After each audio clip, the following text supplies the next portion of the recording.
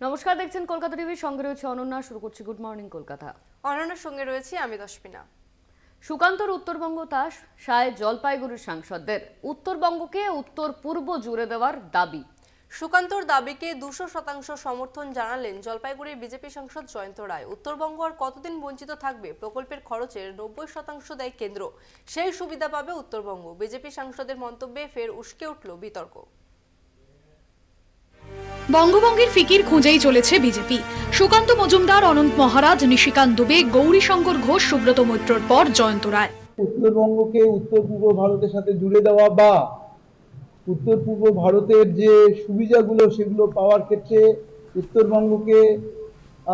উত্তরবঙ্গকে যদি জুড়ে দেওয়া যায় বা এই সুবিধাগুলো যদি উত্তরবঙ্গকে দেওয়া হয়, সেটার ক্ষেত্রে ওনার যে দাবি, আমি তাকে 200% সমর্থন করি।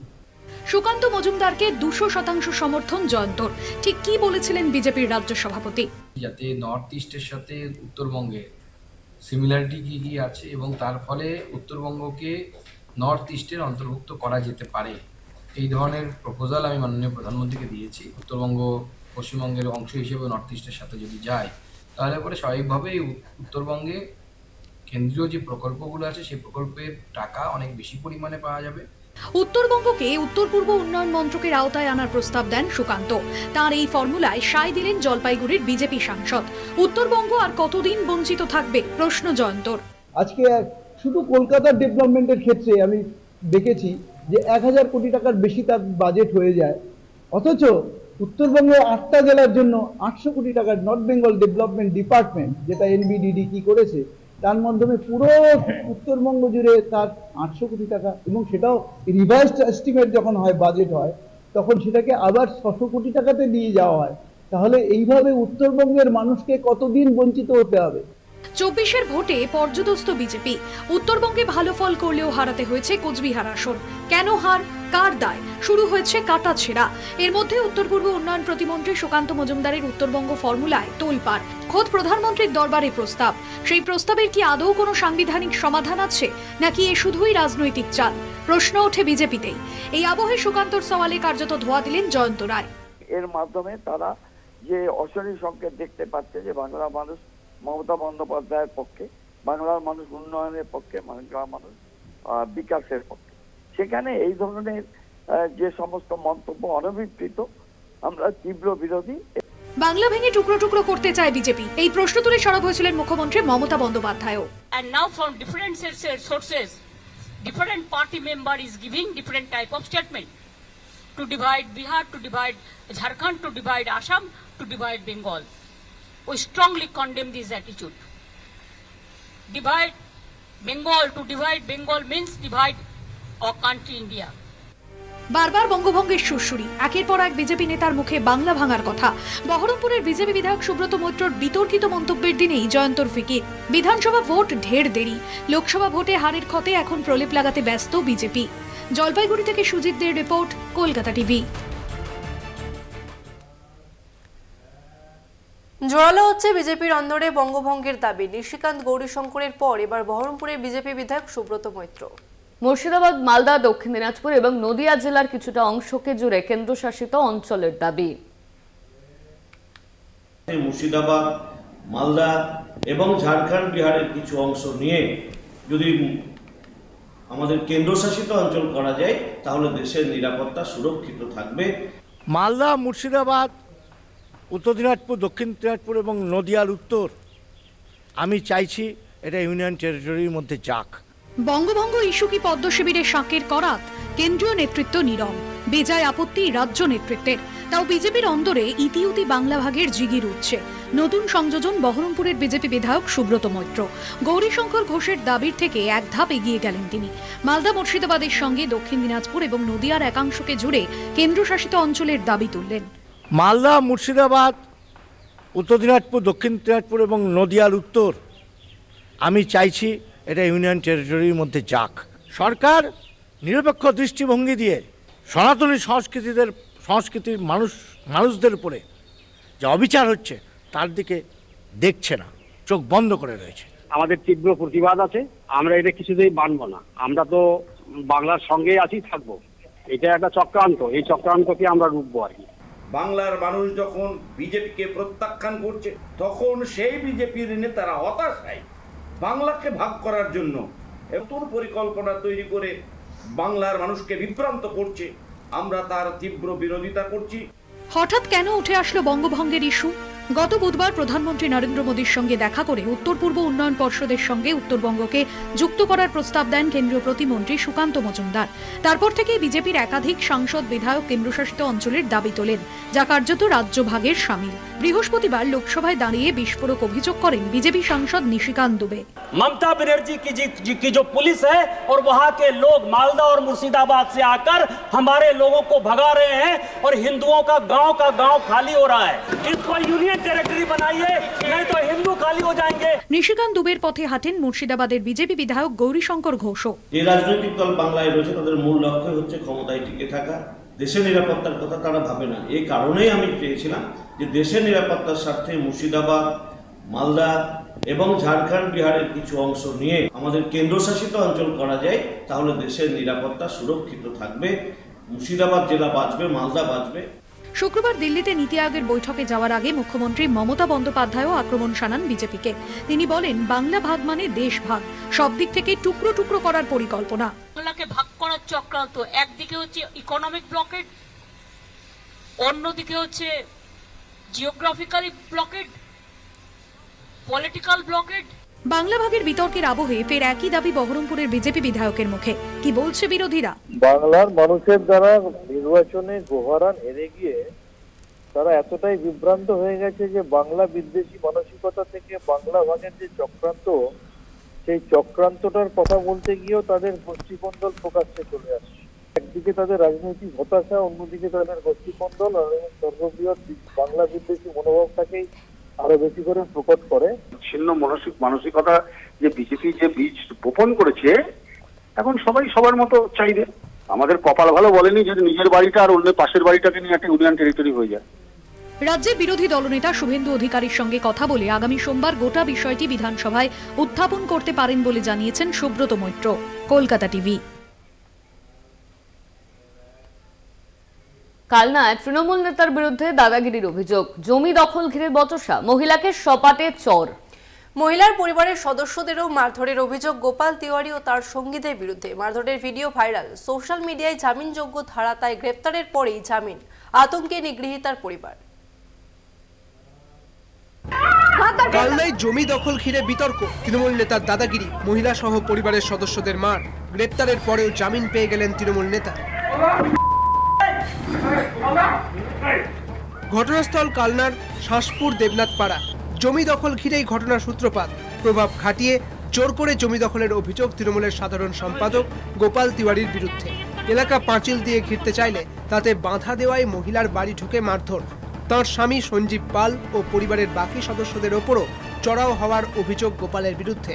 বাদ যায়নি পরিবারের শিশুরাও। ভাইরাল ভিডিও ঘিরে শোরগোল। ওদের বলেছিলাম যে পাঁচিলটা তোমরা দিচ্ছ, আমাদের একটু যাওয়া আসার রাস্তাটা রেখে তারপরে পাঁচিলটা দাও। ওরা কিছুতেই মানবে না, আমাদের বেরোতেই দেবে না। 26 তারিখ সকালবেলা অথবা 27 তারিখ সকালবেলা, দুদিনই এই ঘটনাটা ঘটিয়েছে। যে এই জায়গাটা, আমাদের যে জায়গাটা উনি ঘিরেছে, এই জায়গাটা উনি ব্যাংক থেকে কিনে নিয়েছে।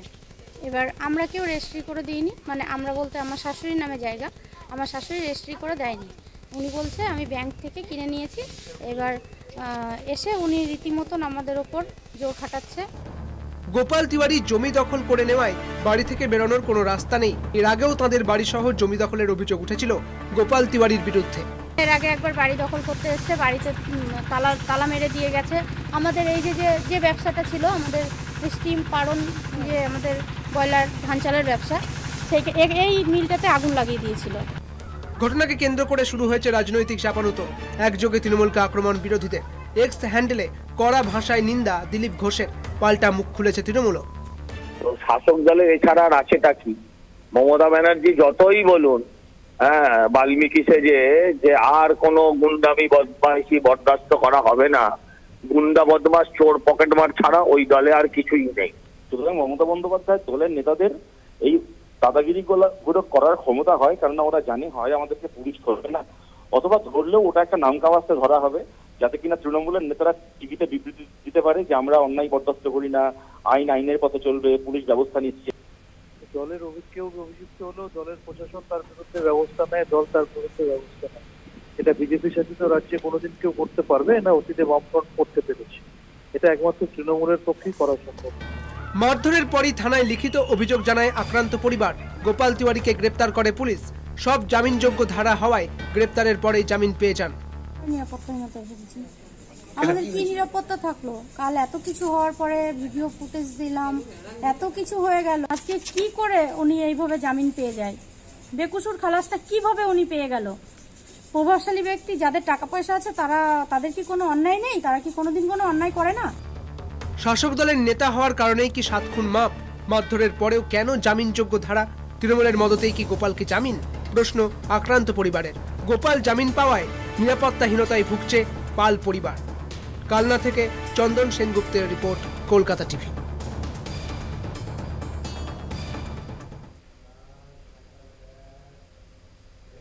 Good morning Kolkata. এখন সময় একটা বিরতির। ফিরছে বিরতির পর, সঙ্গে থাকুন। ফিরে এলাম বিরতির পর। একজন মাত্র শিক্ষক দিয়ে চলছে স্কুল। 4টি ক্লাসের পড়ুয়াদের ক্লাস নেওয়ার পাশাপাশি মিড ডে মিলের বাজার ও অফিসের সব কাজ সামলাতে হয় প্রধান শিক্ষককে। হরিশ্চন্দ্রপুরের মহেন্দ্রপুরের গাংনদিয়া বাংরুয়া মাধ্যমিক শিক্ষা কেন্দ্রের এমনই হাল। তাই বাধ্য হয়ে স্যারের অভাবে ক্লাস নিচ্ছে ছাত্ররাই। মালদার হরিশ্চন্দ্রপুর 1 নম্বর ব্লকের মহেন্দ্রপুরের গাংনদিয়া বাংরুয়া মাধ্যমিক শিক্ষা কেন্দ্র। 5ম থেকে 8ম শ্রেণী পর্যন্ত পড়ানো হয়। পড়ুয়া মোট 81 জন, কিন্তু শিক্ষকের অভাবে ধুঁকছে স্কুলটি। মাত্র একজন শিক্ষককে নিয়েই টিম করে চলছে স্কুল। প্রধান শিক্ষকের অভিযোগ, শিক্ষক চেয়ে ব্লক, জেলা ও রাজ্য স্তরে আবেদন জানিয়েও মেলেনি সাড়া। ভর্তির সময় যখন আসে, ভর্তির সময় মানে ডিসেম্বর জানুয়ারি থেকে, তখন একা মানুষ ডোর টু ডোর গিয়ে ছাত্র কালেকশন করি। আর কোনো ছাত্রের গার্জেনরা ভর্তি করতে চায়, কোনো ছাত্ররা ভর্তি করতে চায় না, যেহেতু একটাই টিচার। তবুও চেষ্টা করে ছাত্রগুলো ভর্তি করি। বর্তমানে আমার স্কুলে 81 জন ছাত্র এনরোলমেন্ট আছে। মোটামুটি 35-30 জন করে রেগুলার আসে।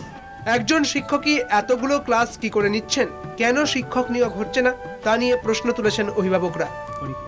রাখছি তো আমরা এখানে ভাড়া কি বলছে যে ছেলে মেয়ে এখানে ভর্তি করছি, শিক্ষকের দরকার, পড়াশোনা ভালো হবে। একটা শিক্ষক আছে, একটা শিক্ষকে কি হবে পড়া। মাঝে মধ্যে দেখা যাচ্ছে শিক্ষক না থাকায় 5ম শ্রেণীর ক্লাস নিচ্ছে 8ম শ্রেণীর পড়ুয়ারাই। একটাই মাস্টার, তো এই সব ক্লাস সামলাতে পারছে না, তো মাঝে মধ্যে আমরা এই ক্লাস নিই। কি ক্লাস নিচ্ছ তুমি? বাংলা ক্লাস। কোন ক্লাস এগুলো? এগুলো 5 ক্লাস 6 ক্লাস। তুমি কি রেগুলার ক্লাস নাও? হ্যাঁ। বলছি এখানে কতজন শিক্ষক আছে? একজন। তোমরা কতজন আসো যে ক্লাস নিচ্ছ এখানে স্কুলে? 12-13 জন আছে। তোমরা তুমি কি ক্লাসে পড়ো? 8-এ। 2001 সাল থেকে 6 জন শিক্ষক নিয়ে মাধ্যমিক শিক্ষা কেন্দ্রটির পথ চলা শুরু। 2003 সালে অনুমোদন পায়। সে সময় 2 জন শিক্ষকের বেতন চালু হয়। এরপর ধাপে ধাপে 6 জন শিক্ষকের বেতন চালু হয়। পরে এক শিক্ষক মারা যান, বাকি 4 জন শিক্ষক অবসর নেন। তারপর থেকে আর কোনো শিক্ষক নিয়োগ হয়নি। 2022 সাল থেকে সেখানে মাত্র 1 জন শিক্ষক রয়েছেন, কোনো গ্রুপ ডি কর্মী নেই। এলাকাবাসীর আশঙ্কা, এভাবে চলতে থাকলে হয়তো শিক্ষক শূন্য হয়ে পড়বে স্কুলটি। মালদার হরিশ্চন্দ্রপুর থেকে রুহুল আমিনের রিপোর্ট, কলকাতা টিভি। এখন সময় আরও একটা বিরতির। ফিরছে বিরতির পর, সঙ্গে থাকুন। রবীন্দ্রনাথের মূর্তি বসানোকে কেন্দ্র করে ফের রাজ্য বিশ্বভারতীর সংঘাত। শান্তিনিকেতনের বাফার জোনে 15 ফুটের রবীন্দ্র মূর্তি বসিয়েছিল বোলপুর পুরসভা। রবিবারই উন্মোচন হওয়ার কথা ছিল সেই মূর্তির। বিশ্বভারতীর পক্ষ থেকে মূর্তি উন্মোচনে বাধা দেওয়ায় আপাতত বন্ধ মূর্তির উন্মোচন। নিরাকারের উপাসক শান্তিনিকেতনে রবীন্দ্র মূর্তি উন্মোচনে বাধা বিশ্বভারতীর। পুরসভার উদ্যোগে বসানো রবীন্দ্র মূর্তি উন্মোচন আপাতত স্থগিত। ফের সামনে এলো বিশ্বভারতী রাজ্য সরকার সংঘাত। বোলপুরের তৃণমূল বিধায়ক তথা রাজ্যের মন্ত্রী চন্দ্রনাথ সিনহার রবীন্দ্রনাথের মূর্তিটি উন্মোচন করার কথা ছিল, কিন্তু ব্রাহ্ম আশ্রমে মূর্তি বিরোধিতায় সরব বিশ্বভারতী কর্তৃপক্ষ। যদিও বিশ্বভারতীর এই আপত্তি কতটা যুক্তিযুক্ত সেই প্রশ্নই ঘুরছে বোলপুরে। আশ্রম এরিয়া সেটা 15.3 একর, সেটা হচ্ছে শান্তিনিকেতন ট্রাস্টের জায়গা। আর তারপরে স্টেট ব্যাংকের পরে যে জায়গাটা আছে সেটা মিউনিসিপ্যালিটি না ইরিগেশন না গভর্নমেন্টের না কার, সে তো আমরা জানি না, ট্রাস্টের নয় বা বিশ্বভারতীরও নিশ্চয়ই নয় আমার ধারণা। তো সেটা নিয়ে তো বলার কিছু নেই। বোলপুর পুরসভার দাবি ওই অঞ্চলে এর আগেও রবীন্দ্র মূর্তি ছিল, তবে বিশ্বভারতীর আপত্তিতে আপাতত নতুন করে মূর্তি উন্মোচন বিরতই রইল পুরসভা। যে হ্যান্ডিক্যাপ মার্কেটটা রয়েছে, ওনারা আমাদের আর বোলপুর পৌরসভায় একটা আবদার করেছিল যে যাতে মূর্তিটা একটু ভালো করে দেওয়া হয়, যে কারণে ওখানে মূর্তিটা প্রতিষ্ঠিত। এটা আমাদের আলোচনায় একটা সিদ্ধান্তে আমরা এসেছি যে আপাতত বিশেষ কারণবশত ওটা স্থগিত রাখা হচ্ছে। বিশ্বভারতীর বাফার জোন ঠিক কতটা, তার বাইরে পুরনো মূর্তি নতুন করে সংস্কারই বা বাধা কোথায়, প্রশ্ন কবিগুরু হস্তশিল্প উন্নয়ন সমিতির। কবিগুরুকে সম্মান জানিয়ে এটাকে মডিফাইড করেছি, এইটাই আমরা আবেদন জানিয়েছিলাম যে মডিফাইড করুন। কখনোই এটা ছিল না, এই কথাটা ছিল না, ছিল আমাদের স্ট্যাচু ছিল, কবিগুরুর ছিল, কিন্তু আমরা ওটাকে মডিফাইড করার জন্য আহ্বান। সম্প্রতি ইউনেস্কো বিশ্বভারতীকে হেরিটেজ তকমা দেওয়ার পর বিশ্বভারতী লাগোয়া কবিগুরু মার্কেটে বসেছে 15 ফুটের রবীন্দ্র মূর্তি। কবিগুরু মার্কেটে রয়েছে প্রায় 70টির মতো দোকান। এতে ওয়ার্ল্ড হেরিটেজ শান্তিনিকেতনের সৌন্দর্য নষ্ট হওয়ার প্রশ্ন তুলেছে বিশ্বভারতী। জুলাই মাসের শুরুতে এই নিয়ে বীরভূম জেলা শাসককে চিঠিও দিয়েছিল বিশ্বভারতী কর্তৃপক্ষ। শান্তিনিকেতন থেকে মনা বীরবংশীর রিপোর্ট, কলকাতা টিভি।